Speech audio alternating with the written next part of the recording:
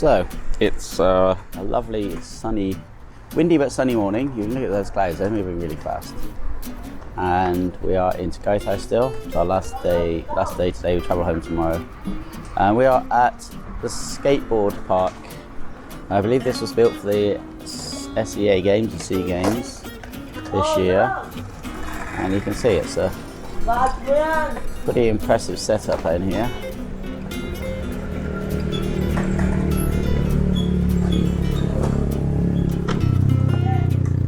It's a sunny day, but it's a windy day. The skateboard park's amazing. Cameron, Lord Boy, you would have loved this. You would have loved this.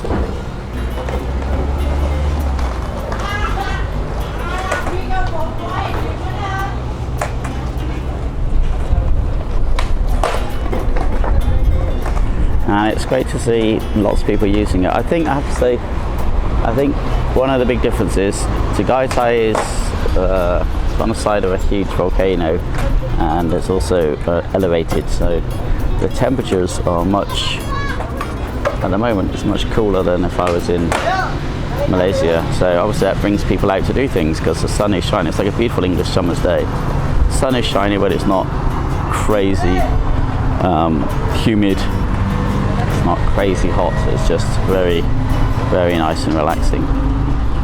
So anyway, you've got some of these guys doing their thing. So sadly our time in Tagaytay is coming to an end. Tomorrow it's a stressful journey back to Malaysia. I say stressful because we never know if they're going to let us back in the country. One thing I've got to say about Philippines, this is the nice expensive new homes that people have bought, and this is a new shopping mall, and this is something I've seen all over Tagaytay. Mr. Duterte, how about having a clean up as well?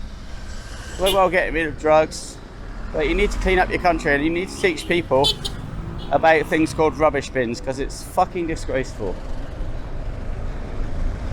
As a foreigner coming to your country, that has been the thing that has depressed me the most, is the fucking rubbish everywhere.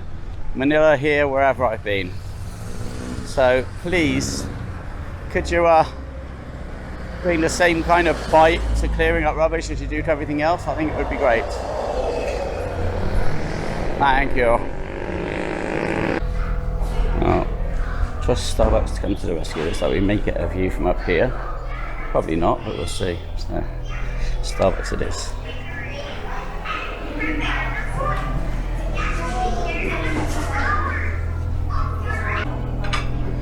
So this is the view.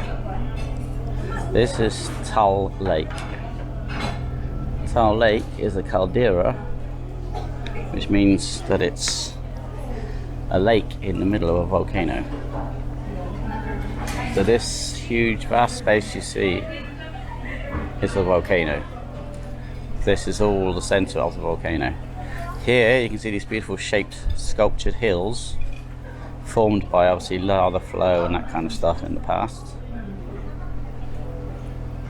And then over there we have another volcano, and in the middle of that volcano there is a lake. So this volcano, Taal Lake, has a caldera with a volcano within it, and a caldera within that. So it's a caldera within the caldera, which is very rare and very cool. So this is the area. This is just stunning, actually.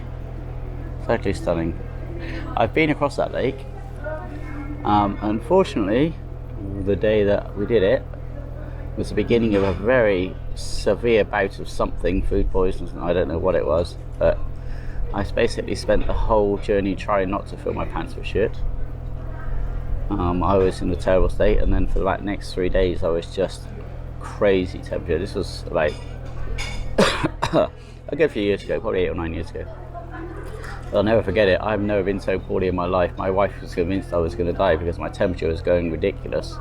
She kept making me take cold showers, and every time I had to get in the shower I felt like I was dying because I felt freezing cold, but she told me I was boiling hot. You know, it's that kind of thing, I guess. That same sort of thing, well, not the same sort of thing, but you know, those people that die of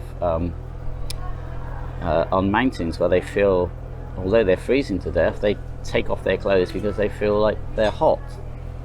I don't know if that was the same kind of thing, but anyway, I was fucking melting, but I felt like I was freezing to death. Fever. But there you go, what do you reckon? It's just to die for, isn't it? It's the second most active volcano in the Philippines. The last time it erupted was 1977.